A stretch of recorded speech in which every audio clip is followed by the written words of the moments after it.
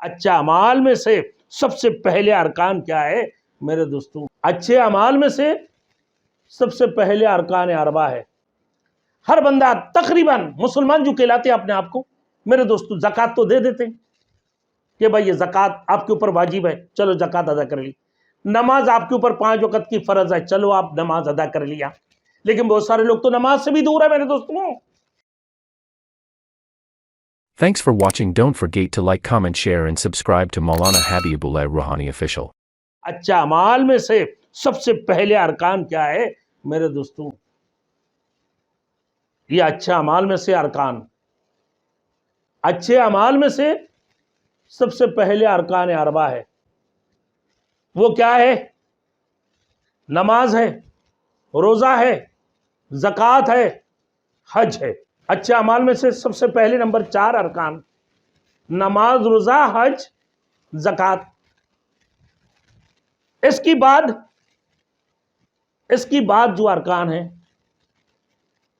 وہ جہاد ہے، وہ قربانی ہے، وہ تبلیغ ہے، وہ تعلیم ہے، وہ تعلم ہے، وہ صدقہ خیرات ہے، وہ غریب یتیموں بیواؤں کی خبرگیری ہے، محتاج اور عزیز و اقارب کی مدد کرنے والے ہیں، عزیز و اقارب کی مدد کرنے والے ضرورت کی وقت میں۔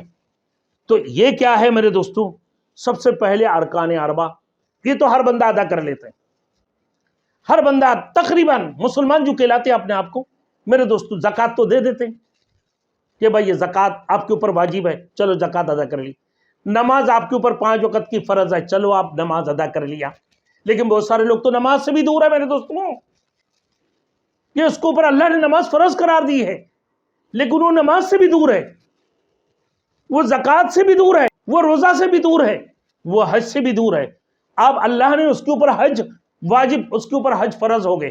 اب وہ کہتے ہیں میں اپنے بیٹیوں کی اور شادی سے پہلے تو حج نہیں کر سکتا ہوں، میں نے اپنے بیٹیوں کے لیے پیسے رکھا ہوں، میں اپنا گھر بنا رہا ہوں، میں اس سال کو حج نہیں کر سکتا ہوں، آئندہ سال دیکھوں گا نا، مجھے سب سے پہلے تو اپنا گھر ضروری ہے۔ کوئی بولتا ہے کہ مجھے فیکٹری کا کام ہے، میں اس سال کو حج نہیں کر سکوں گا، تو بھائی میں اپنا فیکٹری بنا لوں، اپنا کاروبار ہے، میرے کاروبار سنبھالنا ہے، بچیوں کی شادی کرنا ہے۔ 1000 قسم کی بہانہ آ جاتی ہیں۔ یہ ارکان اربع میں بھی، ارکان اربع 4 ارکان کے اندر بھی 1000 قسم کی باتیں آتی ہیں، زکوٰۃ دینے آتی ہیں تو ہیلا بانا کر جاتے ہیں۔ رمضان سے پہلے گاڑی خرید لی اپنے لیے 1 کروڑ کی 1.5 کروڑ کی، تاکہ اپنے زکوٰۃ سے بچ جائے۔ روزہ کا بہانہ کر لیتے ہیں کہ بھائی روزہ کا فدیہ دے دیں تو اپنا جان چھوڑ جائے۔ نماز پڑھ لیا ہے 4 رکعت، میں نے 5 اوقات کے اندر 3 اوقات پڑھ لی اور باقی 2 اوقات کو چھوڑ دیا، چلو قضا ادا کر لیا کسی بھی صورت سے، کوئی فکر نہیں ہے۔ یہ ارکان اربع کی بھی صحیح عمل نہیں کرنے والے۔ پھر آگے میں کیا وہ جہاد کریں؟ یہ ارکان اربع کے پابند نہیں ہے تو وہ جہاد کبھی کریں گے، وہ قربانی کبھی کریں گے، وہ تبلیغ کبھی کریں گے، وہ تعلیم کی کام کبھی کریں گے، وہ معلم کی کبھی کام کریں گے، وہ صدقہ خیرات کبھی دیں گے، غریب یتیموں اور بیواؤں کی خبرگیری کریں گے، محتاج اپنے عزیز و اقارب کی کبھی مدد کریں گے۔ تو یہ سمجھتے ہیں، کچھ تو سمجھتے ہیں کہ نماز، روزہ،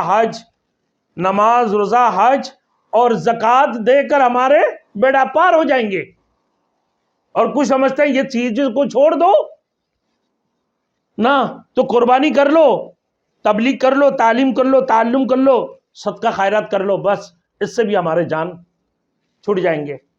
لیکن نہیں، ایسے بات نہیں میرے دوستوں۔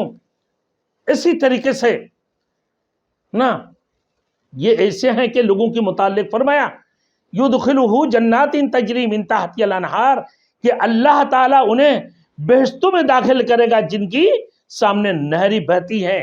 کون سی لوگ؟ کہ ارکان اربع کو ماننے کے بعد اپنے غریبوں کی خبرگیری کرنا، بیواؤں اور یتیموں کی خبرگیری کرنا، پھر قربانی کرنا، پھر تعلیم کرنا، پھر معلم یعنی اپنے دوسرے بھائیوں کو تعلیم دینا، اپنے دوسرے بھائیوں کی تعلیم کی فکر کرنا نا، تعلیم و معلم، تعلیم و متعلم یعنی سیکھنا سکھانا،